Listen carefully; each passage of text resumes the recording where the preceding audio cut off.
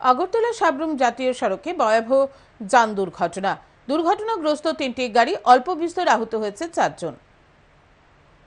যান সন্ত্রাস কিছুতেই থামছে না রাজ্যে। একের পর এক যান দুর্ঘটনা ঘটেই চলেছে।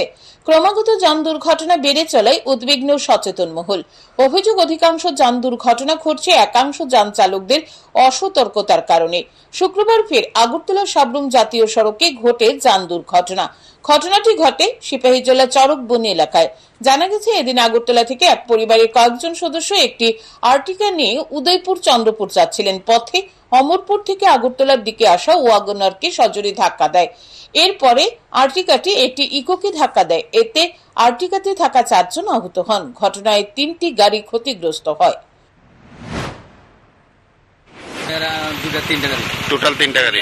আহত হয়েছে কজন? আমরা গাড়ি তো সবাই মোটামুটি আহত চলবো, মাথার মধ্যে সবাই ব্যথা হয়েছে। কজন আহত হয়েছেন? সবাই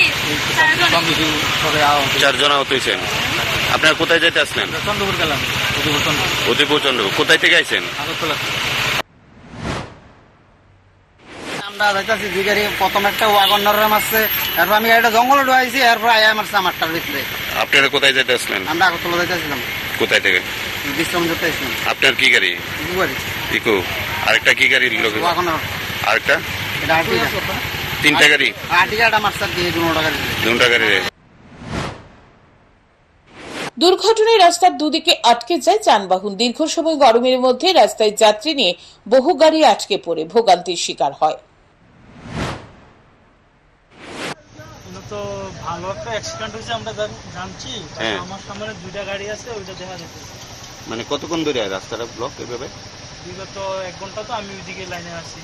1 ঘন্টা যাবত? হ্যাঁ। পুলিশ আইছে না এখানে? এখানে পুলিশও আছে।